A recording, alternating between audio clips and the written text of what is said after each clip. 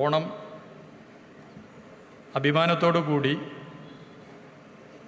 ആഘോഷിക്കുന്ന ഒരു ഉത്സവമാണ്. കേരളത്തിൻ്റെ മതസാഹോദര്യത്തിൻ്റെ പ്രതീകമാണ് ഓണവും ഓണാഘോഷങ്ങളും.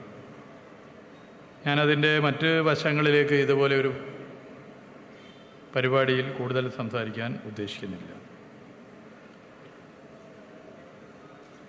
2021 മെയ് 20 ഈ ഗവൺമെൻറ് അധികാരത്തിൽ വരുമ്പോൾ ആദ്യ ഓണാഘോഷം സംഘടിപ്പിക്കാൻ വേണ്ടി സാധിച്ചിരുന്നില്ല. കോവിഡ് പ്രോട്ടോക്കോൾ പാലിക്കുക എന്ന പ്രധാന ഉത്തരവാദിത്വത്തിൻ്റെ ഭാഗമായി തന്നെയാണ് അസാധ്യമായി 2021 ഓണാഘോഷം മാറിയത്. ടൂറിസം മേഖലയും ഒരു വെന്റിലേറ്റർ ആകുന്ന അവസ്ഥയിലാണ് ലോകത്താകെ കോവിഡിൻ്റെ ഭാഗമായി 2021 തുടക്കം നമുക്ക് കാണാൻ വേണ്ടി സാധിച്ചത്. അത് പിന്നീട് 2021 അവസാനം ഒരു നവംബർ ഡിസംബർ മാസം വരെ ടൂറിസം മേഖലയും ആ നിലയിൽ തന്നെയാണ് പോയത്. എന്നാൽ ലോകത്താകെ സഞ്ചരിക്കാൻ സാധ്യമാകാത്തതിൻ്റെ പ്രയാസം മനുഷ്യരിൽ വലിയ നിലയിലേക്ക് വരികയും കോവിഡിൻ്റെ രൂക്ഷത കുറഞ്ഞതിൻ്റെ ഭാഗമായി മെല്ലെ മെല്ലെ സഞ്ചരിക്കാൻ സാധ്യമാകുന്ന ഒരവസ്ഥ സംജാതമായപ്പോൾ ഒരു പ്രതികാര മനോഭാവത്തോടു കൂടി ഇതുവരെ സഞ്ചരിക്കാൻ പറ്റാത്തതിൻ്റെ ഭാഗമായി മനുഷ്യനിൽ ഉടലെടുത്ത ഒരു പ്രതികാര മനോഭാവത്തോടുള്ള യാത്രകൾ വർദ്ധിച്ചു. അതിനെ ലോകം വിശേഷിപ്പിച്ചത് റിവഞ്ച് ടൂറിസം എന്നായിരുന്നു. 2022 ആയപ്പോൾ ഓണാഘോഷം ഒരു 2 വർഷം ഓണം ആഘോഷിക്കാൻ പറ്റാത്ത പ്രയാസത്തിൽ പൊതുവെ ലോകത്താകെയുള്ള മലയാളികൾ നിലകൊണ്ടതിൻ്റെ ഭാഗമായി ജനങ്ങൾക്ക് ആഘോഷിക്കാൻ നല്ല നിലയിൽ സാഹചര്യമൊരുക്കാൻ സംസ്ഥാന സർക്കാർ തീരുമാനിച്ചു. 2022 ഓണാഘോഷം യഥാർത്ഥത്തിൽ ഒരു റിവഞ്ച് ഓണാഘോഷമായി മാറുകയായി. ഇതേ സ്ഥലത്ത് നമ്മൾ ഒത്തുകൂടിയപ്പോൾ 2022 ഓണാഘോഷത്തെ നമ്മളെല്ലാവരും വിശേഷിപ്പിച്ചത് അങ്ങനെ തന്നെയാണ്. 2023 ഓണാഘോഷം അത് 2022 മറികടക്കുന്ന നിലയിലേക്കുള്ള വലിയ ജനകീയ പങ്കാളിത്തത്തോടു കൂടി നടത്തുവാനുള്ള സാഹചര്യം സംസ്ഥാന സർക്കാർ സൃഷ്ടിച്ചു. എന്നാൽ 2024 ഓണാഘോഷം വളരെ നേരത്തെ തന്നെ നാം തയ്യാറെടുപ്പ് നടത്തി പുതിയ പുതിയ ആശയങ്ങൾ ഓണാഘോഷത്തിൻ്റെ ഭാഗമായി കൊണ്ടുവരണമെന്നൊക്കെ നിശ്ചയിച്ച് മുന്നോട്ട് വന്ന 2024 ഓണാഘോഷം ദൗർഭാഗ്യകരമായ ചൂരൽമല ദുരന്തം കാരണം സർക്കാർ നേതൃത്വം കൊടുത്ത് ആഘോഷിക്കാൻ പറ്റാത്ത സാഹചര്യം ഉണ്ടായി. അങ്ങനെ ഈ ഗവൺമെൻറ് വന്നതിന് ശേഷം 2021 2024 സർക്കാർ നേതൃത്വം കൊടുത്തുകൊണ്ട് ഓണാഘോഷം നടത്താൻ പറ്റാത്ത സാഹചര്യമാണ് ഉണ്ടായത്.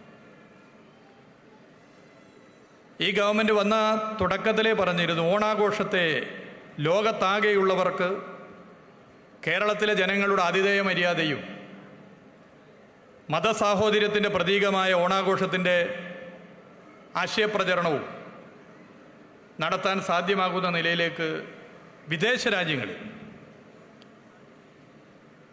ഓണാഘോഷത്തെ മാർക്കറ്റ് ചെയ്തുകൊണ്ട് വളരെ നേരത്തെ തന്നെ മാർക്കറ്റ് ചെയ്തുകൊണ്ട് ഓണാഘോഷത്തിലേക്ക് കേരളത്തിൻ്റെ വിവിധ ജില്ലകളിൽ വിദേശത്തു നിന്നും ആളുകളെ കൊണ്ടുവരുവാനുള്ള ശ്രമം നടത്തും എന്നായിരുന്നു അന്ന് പൊതുവെ മുന്നോട്ട് വെച്ച പ്രധാനപ്പെട്ട ഒരാശയം. രണ്ടാമത്തേത് 2022 ഓണാഘോഷ ഘട്ടത്തിൽ പറഞ്ഞിരുന്നു ആഭ്യന്തര സഞ്ചാരികളുടെ കാര്യത്തിലായാലും അതായത് ഇന്ത്യയിലെ മറ്റു സംസ്ഥാനങ്ങളിൽ നിന്നും കേരളത്തിലേക്ക് വരുന്ന സഞ്ചാരികളുടെ കാര്യത്തിലായാലും വിദേശ സഞ്ചാരികളുടെ എണ്ണത്തിലായാലും അടുത്ത ഓണാഘോഷം നടക്കുന്ന ഘട്ടത്തിൽ എണ്ണം വലിയ നിലയിൽ വർദ്ധിപ്പിക്കുവാനുള്ള ഇടപെടൽ പൊതുവെ എല്ലാവരെയും ചേർത്ത് നിർത്തിക്കൊണ്ട് നടത്തും എന്നായിരുന്നു രണ്ടാമത് പറഞ്ഞ കാര്യം. ഇതിൽ സഞ്ചാരികളുടെ എണ്ണത്തിൻ്റെ കാര്യത്തിൽ 2025 ജൂൺ മാസമായപ്പോൾ ആഭ്യന്തര സഞ്ചാരികളുടെ എണ്ണം ഈ 6 മാസം 1,19,89,864 വിദേശ സഞ്ചാരികളുടെ എണ്ണം 3,83,000. കേരളമുണ്ടായതിനു ശേഷം 6 മാസക്കാലം ഏറ്റവും അധികം ആഭ്യന്തര സഞ്ചാരികൾ വന്ന സർവകാല റെക്കോർഡ് വർഷം 2025 വളരെ സന്തോഷത്തോടു കൂടി നമുക്ക് പറയാൻ വേണ്ടി സാധിക്കുന്ന കാര്യമാണ്. വിദേശ സഞ്ചാരികളും ആ നിലയിലേക്ക് വരും. ഓണാഘോഷത്തിന് വിദേശ സഞ്ചാരികളെ കൊണ്ടുവരാൻ വളരെ നേരത്തെ തന്നെ പ്രത്യേക ഇടപെടൽ സർക്കാർ നടത്തി. ടൂറിസം വകുപ്പിൻ്റെ കീഴിലുള്ള ഉത്തരവാദിത്ത ടൂറിസം മിഷൻ സൊസൈറ്റിയുടെ നേതൃത്വത്തിൽ ഒരു കൾച്ചറൽ എക്സ്ചേഞ്ച് എന്ന ഒരാശയം വളരെ നേരത്തെ തന്നെ വിവിധ രാജ്യങ്ങളിൽ പ്രചരിപ്പിച്ചു. അതിൻ്റെ ഭാഗമായി വിവിധ രാജ്യങ്ങളിൽ നിന്നും ഇത്തവണ കേരളത്തിലേക്ക് ഓണാഘോഷം കാണാൻ വേണ്ടി മാത്രമായി സഞ്ചാരികൾ വരുന്ന സ്ഥിതിയാണുള്ളത്. UK, France, south Korea, Indonesia, Thailand, Vietnam, Taiwan, Nepal, Sri Lanka, Romania എന്നീ രാജ്യങ്ങളിൽ നിന്നും വിദേശ സഞ്ചാരികൾ കേരളത്തിലെ വിവിധ ജില്ലകളിൽ ഈ ഓണ അവധിക്കാലത്ത് ഈ ഓണാഘോഷ ഘട്ടത്തിൽ സഞ്ചരിച്ച് ഓണാഘോഷം കാണാനും ഓണത്തിൻ്റെ സന്ദേശം മനസ്സിലാക്കാനും പൊതുവെ തയ്യാറാകുന്നു. 1-2 വിദേശ സഞ്ചാരികളോട് സംസാരിച്ച സമയത്ത് അവർ വളരെ സന്തോഷത്തോടെ പങ്കുവെച്ചൊരു കാര്യം, കേരളത്തിൽ എന്താണ് ഏറ്റവും അധികം ഇഷ്ടപ്പെട്ടത് എന്നുള്ള ചോദ്യത്തിന് കേരളത്തിൻ്റെ സമാധാന അന്തരീക്ഷവും കേരളത്തിലെ ജനങ്ങളുടെ ആതിഥേയ മര്യാദയുമാണ് കേരളത്തിലേക്ക് കൂടുതൽ ഞങ്ങളുടെ സഹോദരി സഹോദരന്മാർ ഞങ്ങളുടെ രാജ്യത്ത് നിന്ന് വരുന്നതിന് ഞങ്ങൾ താല്പര്യപ്പെടുന്നത് എന്ന് പറയുന്ന സ്ഥിതിയുണ്ടായി. അതുതന്നെയാണ് കേരളത്തിൻ്റെ പ്രത്യേകത. കേരളത്തിലെ ജനങ്ങളാണ് കേരളത്തിൻ്റെ ഏറ്റവും വലിയ ടൂറിസം ഉൽപ്പന്നം.